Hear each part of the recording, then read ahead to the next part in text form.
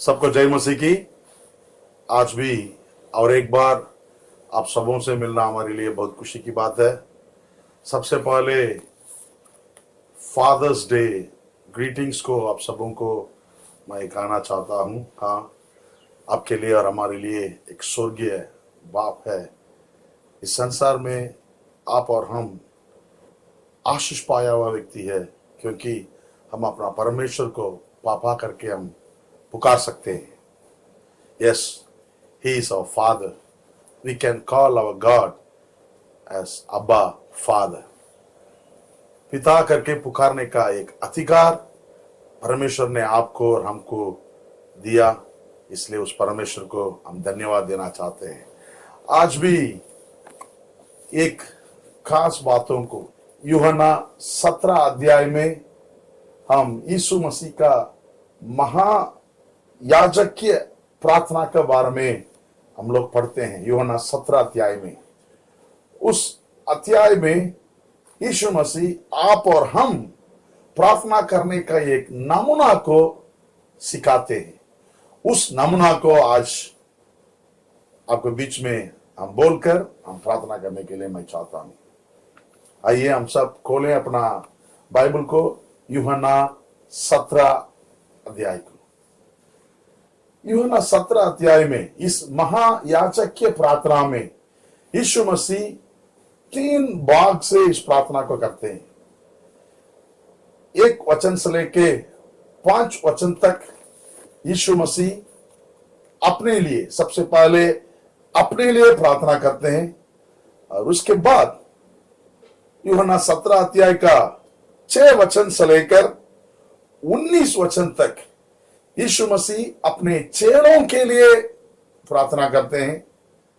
और यूहन्ना 17 अध्याय में 20 वचन से लेकर 26 वचन तक यीशु मसीह और विश्वासियों को, उनको चेलों के द्वारा होने वाला विश्वासियों को, उनके लिए प्रार्थना करते हैं। हाँ, इस बात से आप और हम एक बात सीख सकते हैं। हम भी सबसे पहले जब हमारा प्रार्थना का समय, उस प्रार्थना में हमारे लिए प्रार्थना करना और सेवकों के लिए प्रार्थना करना और अन्य विश्वासियों के लिए प्रार्थना करना। आजकल मसीहों के बीच में एक मुख्य बात को कमी पाया जाता है, वो प्रार्थना है। आजकल प्रार्थना करने वाला कम होते ही जा रहे हैं। इसलिए हम इस प्रार्थना को सीखकर, इस नमूना को लेकर, इस नमूना के अनुसार हम भी प्रार्थना करना जरूरी है। हम इस अध्याय के अनुसार आप और हम कैसे प्रार्थना कर सकते हैं करके कुछ बातों को हम जल्दी आपके लिए बोलने के लिए मैं जा रहा हूं। सबसे पहले यूहन्ना 17 अध्याय 1 वचन से लेके 5 वचन तक पढ़ेंगे। यीशु मसीह अपने लिए प्रार्थना कर रहे हैं। यूहन्ना 17 अध्याय पहला वचन में यीशु ने ये बातों कही और अपनी आंखों आकाश की ओर उठाकर कहा, हे पिता, वो घड़ी आ पहुंची है, अपने पुत्र की महिमा कर कि पुत्र भी तेरी महिमा करें। सबसे पहले यीशु अपने लिए प्रार्थना कर रहे, अपने पुत्र की महिमा कर। हाँ भाई बहन, आपका और हमारा प्रार्थना जीवन में हम प्रथम अपने लिए प्रार्थना करना जरूरी है। अपने लिए क्या चीज के लिए प्रार्थना करना? 3 बातों को प्रार्थना करना। जब आप अपने लिए प्रार्थना करेंगे, इस 3 बातों को याद रखकर प्रार्थना करना है। सबसे पहली बात यह है, अपना आत्मिक आशीर्वाद के लिए प्रार्थना करना है। For your spiritual blessing, you have to pray for your spiritual blessing. आप अपने आत्मिक आशीर्वाद के लिए, आत्मिक आशीषों के लिए आप प्रार्थना करना चाहिए। अपना उद्धार के लिए, और अपना उद्धार को आप बचा कर रखना यीशु मसीह का आगमन तक, उसके लिए आप अपने आत्मिक जीवन के बारे में, आत्मिक आशीर्वादों के लिए, आत्मिक फलों के लिए, आत्मिक वरदानों के लिए, आपके जीवन में वो सब होना चाहिए, उसके लिए आप प्रार्थना करना जरूरी है। और दूसरी बात, आप अपना शारीरिक आशीष के लिए प्रार्थना करना है। आप अपना शारीरिक आशीष के लिए, परमेश्वर आपको भले चंगा रखना है, स्वस्थ रखना है, आपका हर शरीर का हर अंग स्वस्थ रहना है, उसके लिए आप प्रार्थना करना जरूरी है। हाँ, आप परमेश्वर से, हे प्रभु मेरे लिए अच्छा दृष्टि दिया इसलिए धन्यवाद करके प्रार्थना कर सकते हैं। अच्छा दिल दिया इसलिए धन्यवाद, मेरा नर्वस सिस्टम अच्छा है इसलिए धन्यवाद करके आप अपना शारीरिक आशीर्वाद के लिए, चंगाई के लिए आप प्रार्थना करना जरूरी है। और तीसरी बात, आप अपना सांसारिक आशीर्वाद के लिए, ऐश्वर्य के लिए आप प्रार्थना करना जरूरी है, क्योंकि इस दुनिया में आप जीने के लिए आपके लिए पैसा की जरूरत है, ऐश्वर्य की जरूरत है।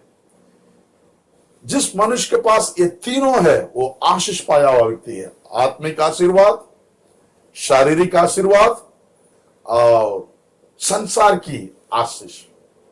जो व्यक्ति ये तीनों पाया जाते हैं वो बिल्कुल आशीष पाया हुआ व्यक्ति होंगे।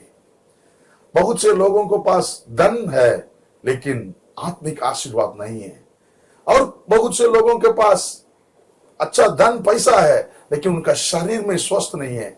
लेकिन परमेश्वर का इच्छा एक मसीह इन तीनों बातों में आशीष पाया हुआ व्यक्ति होना चाहिए। इसलिए आप जब भी प्रार्थना करेंगे आपके लिए इस तीन बात को लेकर प्रार्थना करना है।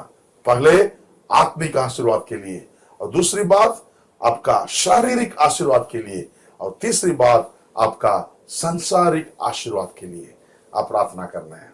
और दूसरी सेकेंडली आप किस लिए प्रार्थना करना है? यूहन्ना 17 अध्याय का 6 वचन से लेके 19 वचन तक आप पढ़ेंगे। यीशु मसीह अपने चेलों के लिए प्रार्थना किया, और इसको हम ये ऐसा कहना चाहते हैं, सेवकों के लिए प्रार्थना किया। हाँ भाई बहन, आप आपका पास्टर के लिए, जो परमेश्वर का कार्य को कर रहे हैं, उन सेवकों के लिए आप प्रार्थना करना जरूरी है। आजकल विश्वासी लोग अपने पास्टर के लिए प्रार्थना करते ही नहीं है। छोटा कलीसिया हो या बड़ा कलीसिया हो, उस विश्वासी का ये कर्तव्य है अपने पासवान के लिए, अपना पास्टर के लिए उन लोगों को प्रार्थना करना अनिवार्य है, जरूरी है। आप आपका पास्टर के लिए और आप आपका आत्मिक पिता के लिए आप प्रार्थना करना जरूरी है। सेवक लोग अपने जो अगुवा करते हैं, अगुवक, उन लोगों के लिए प्रार्थना करना जरूरी है। एक दूसरों, हम प्रार्थना में एक दूसरों को संभालना जरूरी है। जिस कलीसिया का विश्वासी अपने पास्टर लोगों के लिए प्रार्थना करते हैं, वो कलीसिया बढ़ेगा, वो कलीसिया वृद्धि होगा। उस कलीसिया में बहुत से लोग उद्धार में आएंगे। कलीसिया का विश्वासी लोग अपने पास्टर के लिए, पासवान के लिए प्रार्थना करना जरूरी है। अच्छा, सेवक के लिए या पास्टर के लिए क्या क्या बातों के लिए आप प्रार्थना कर सकते हैं? 4 बातों का हम कहना चाहते हैं। जब भी आप अपने पास्टर के लिए, जब भी आप सेवकों के लिए प्रार्थना करते हैं, इस 4 बातों को मन में रखकर आप प्रार्थना करना जरूरी है। सबसे पहले पास्टरों का पवित्रता का जीवन के लिए प्रार्थना करना जरूरी है। यूहन्ना 17 अध्याय का 17 से लेकर 19 वचन तक पढ़ के देखेंगे। यीशु मसीह का प्रार्थना में यह पाया जाता है। 17 का 17 वचन, सत्य के द्वारा उन्हें पवित्र कर। यीशु अपने चेलों के लिए जब प्रार्थना करते हैं, ऐसा प्रार्थना किया, सत्य के द्वारा चेलों को पवित्र कर। हाँ भाई बहन, आप अपना पास्टर के लिए, अगुवा के लिए, आत्मिक पिता के लिए, उनको पवित्रता का जीवन के लिए आप प्रार्थना करना जरूरी है। आजकल बहुत सा सेवक लोग पाप में गिर पड़ते हैं। कारण क्या मालूम है? उन लोगों को प्रार्थना में सपोर्ट करने वाला नहीं है। भले आर्थिक सपोर्ट कहीं ना कहीं से मिल जाता है, लेकिन प्रार्थना में सपोर्ट करने वाला बहुत कम है। शैतान एक सेवक को गिराने के लिए हमेशा उनको ऊपर नजर रखता है। इसलिए विश्वासी लोग अपने अगुवों के लिए, पास्टर के लिए प्रार्थना करना है, उनका पवित्रता का जीवन के बारे में। परमेश्वर अपना पास्टर को पवित्र रखने के लिए प्रार्थना करना जरूरी है। पास्टर सत्य में चलने के लिए, सत्य वचन को पास्टर बोलने के लिए, सत्य में रहने के लिए पास्टरों के लिए आप प्रार्थना करना जरूरी है। पास्टर लोग प्रार्थना में, वचन पढ़ने में ज्यादा समय बिताने के लिए उन लोगों के लिए प्रार्थना करना जरूरी है। प्रेरितों का काम 6 अध्याय का 4 वचन में हम लोग इस बातों को पढ़ते हैं। एक सेवक है, परमेश्वर का सेवा करने वाला एक सेवक है, उनके लिए यही मुख्य काम है, प्रार्थना करना, वचन पढ़ना और वचन को सुनाना। आजकल बहुत सा सेवक लोग इस काम में, वचन पढ़ने में, प्रार्थना करने में, वचन को सुनाने में थोड़ा कम हो गए, और इसलिए उस बातों के लिए हम प्रार्थना करना जरूरी है। जब आप पास्टर के लिए, पासवान के लिए प्रार्थना करेंगे, सबसे पहले क्या है, उन लोगों का पवित्र जीवन के लिए, और वे लोग सत्य में चलने के लिए, और वे लोग परमेश्वर का वचन पढ़ने में, प्रार्थना में और वचन को सुनाने में लवलीन रहने के लिए उन लोगों के लिए प्रार्थना करना। और दूसरी बात यह है, यूहन्ना 17 अध्याय का 11 वचन में हम लोग ये देखते हैं, यीशु मसीह अपना चेलों को एकता के लिए प्रार्थना कर रहे हैं। हाँ, हम ये प्रार्थना करना है, सेवक लोग एक मन एक चित्त होकर रहने के लिए। शैतान सेवक लोगों के बीच में बहुत सा बटोरा का, डिविजन को लाए, और एक सेवक दूसरा सेवक को प्रेम से बातचीत नहीं करते हैं। आप ये प्रार्थना करना, हे प्रभु, हमारा सेवक लोगों का अंदर एक मन एक चित्त को दीजिए करके एकता के लिए प्रार्थना करना। और तीसरी बात, सेवकों को आने वाला खतरों से बचने के लिए, वो लोग सुरक्षा रहने के लिए प्रार्थना करना जरूरी है। सेवक के पीछे शैतानिक शक्तियां कार्य करता है, सेवकाई को तोड़ डालने के लिए, और सेवक के पीछे मनुष्य की शक्तियां जो मसीह विरोधी है, वे लोग कार्य करते हैं, सेवा को बाधा लाने के लिए कार्य करते हैं। और उन लोगों से एक सेवक बचने के लिए प्रार्थना करना जरूरी है। और सेवकों का यात्रा के लिए प्रार्थना करना है।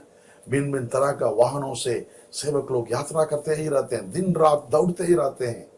बहुत सा खतरा रास्ता में पड़ा है, विपत्तियों से, यात्रा में आने वाला दुखों से बचने के लिए आप सेवक के लिए प्रार्थना करना है। और चौथी बात, जब आप सेवक के लिए प्रार्थना करेंगे, कुलिसियों 4 अध्याय का 3 वचन ऐसा लिखा है, वचन सुनाने का द्वार खोलने के लिए, नए नए क्षेत्र में, नए नए स्थानों में एक सेवक को, पास्टर को, नए नए गांवों में, नए नए शहर में वचन सुनाने का द्वार खोलने के लिए आप प्रार्थना करना जरूरी है।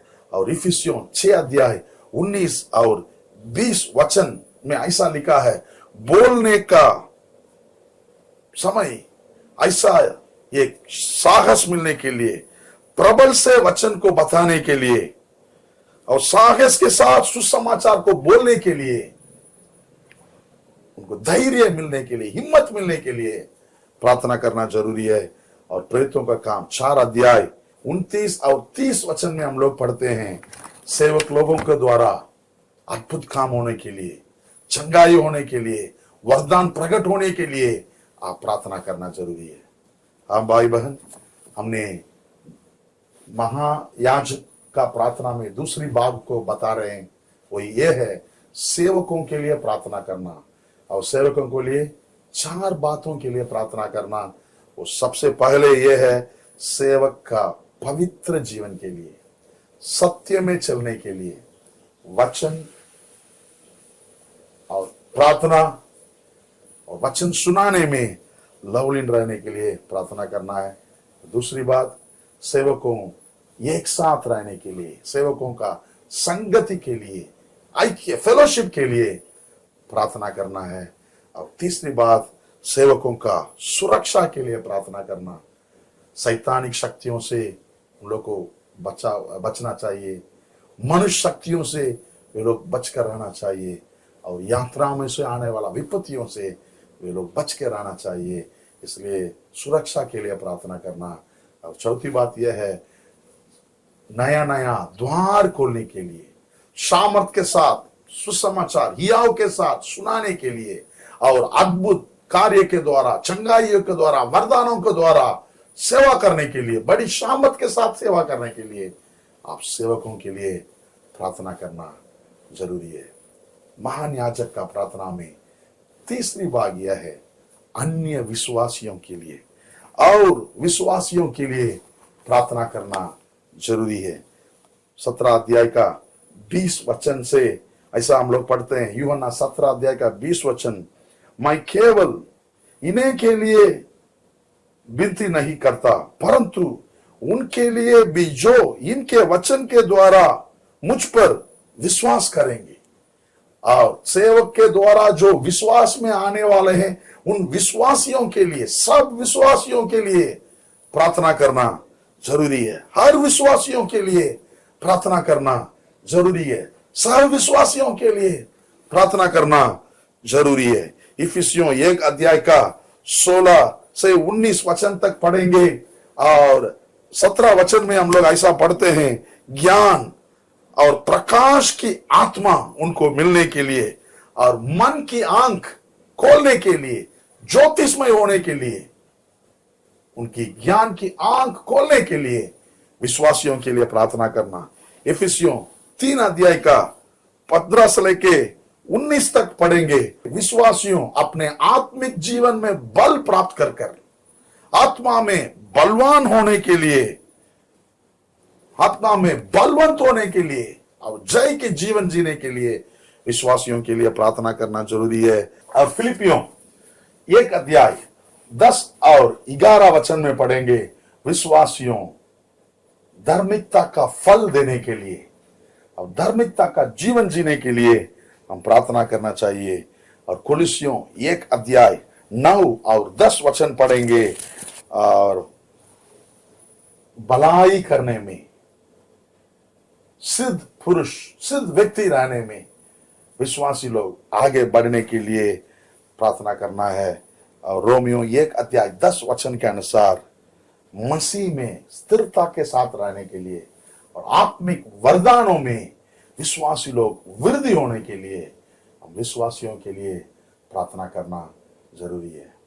हाँ भाई बहन, इस यूहन्ना 17 अध्याय महायाजक का प्रार्थना के द्वारा हमने 3 बातों को बताया।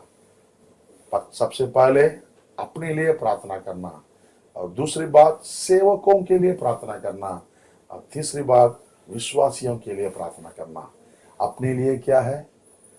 आपका आत्मिक आशीष के लिए, और आपका शारीरिक आशीष के लिए, चंगाई के लिए, आपका संसार की आशीष के लिए, ऐश्वर्य के लिए, क्योंकि ये तीनों चीजें जो पाया जाता है वो आशीषमय व्यक्ति हो जाता है।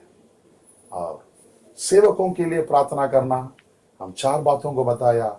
सबसे पहले सेवक को सत्य में रहने के लिए, सत्य में चलने के लिए, वचन पढ़ने में, प्रार्थना करने में, सुसमाचार सुनाने में, ये लोग लवलीन रहने के लिए सेवकों के लिए प्रार्थना करना। और सेवकों का एकता के लिए, एक मन एक चित्त सेवक लोग मिलकर रहने के लिए, वननेस के लिए प्रार्थना करना। और सेवक लोगों का सुरक्षा के लिए, क्योंकि वो लोग के पीछे शैतान हमेशा उनको मार डालने के लिए, उनको गिराने के लिए, सेवक लोगों को गिराने के लिए शैतान कोशिश करता है। और सेवक लोगों को विरोध में बहुत सा मनुष्य की शक्तियां, मनुष्य की ताकत कार्य करता है सेवकाई में बाधा लाने के लिए। उससे बचने के लिए हम प्रार्थना करना है। और सेवक लोगों का यात्रा में आने वाला विपत्तियों से वे लोग बचने के लिए हम प्रार्थना करना जरूरी है। और सेवक लोगों का सेवकाई में बढ़ोतरी होने के लिए, खुला हुआ मार्ग मिलने के लिए, नए नए स्थान में वे लोग जाके प्रार्थना के लिए और अभिषेक के साथ, हियाव के साथ, शामत के साथ सेवा करने के लिए, वरदानों को प्रकट करते हुए चंगाई के द्वारा वो लोग सेवा करने के लिए सेवक के लिए आप प्रार्थना करना है। और तीसरी बात यह है, विश्वासियों के लिए प्रार्थना करना। और विश्वासियों के लिए इस चीज के लिए प्रार्थना कर सकते हैं, विश्वासियों ज्ञान में और सामर्थ्य में और बढ़ने के लिए, विश्वासियों का आत्मिक आंख खुलने के लिए, और मसीह में जो फायदा उनके पास है, मसीह में जिस स्थान में वे लोग हैं उसको महसूस करने के लिए, विश्वासियों मजबूत के साथ रहने के लिए, धार्मिकता के जीवन में जीने के लिए, यीशु मसीह में स्थिरता के साथ रहकर आत्मिक वरदानों में विश्वासी लोग कार्य करने के लिए विश्वासियों के लिए प्रार्थना करना है। हाँ, यही महायाजकों का प्रार्थना। आज से ये महायाजक की प्रार्थना के अनुभव आपके जीवन में और मेरे जीवन में आने पाए, हम प्रार्थना करेंगे। प्यारे प्रभु जी, हम धन्यवाद देते हैं, हम भी अपने प्रार्थना में इस महायाजक का प्रार्थना को करने के लिए अनुग्रह दीजिए प्रभु जी।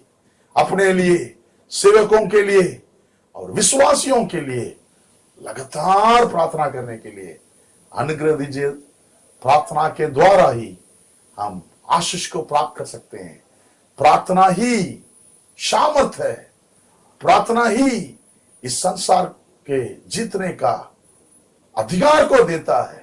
और उसको समझकर प्रार्थना के द्वारा ही शैतान की शक्तियों को हम लोग तोड़ सकते हैं।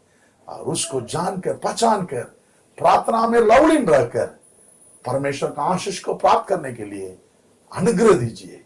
जो भी भाई बहन इस वचन को सुनकर इसके अनुसार चलते हैं, उनको बहुतायत आशीष दीजिए। सारे इज्जत, आदर, महिमा आपको देते हैं। नासरी यीशु मसीह के नाम से इस छोटी सी विनती को मैं मांगता हूं। आमीन, आमीन। इस महायाजकों की प्रार्थना को आप रोज कीजिए, निश्चय आपके जीवन में एक नया आशीष को आप प्राप्त करेंगे। God bless you.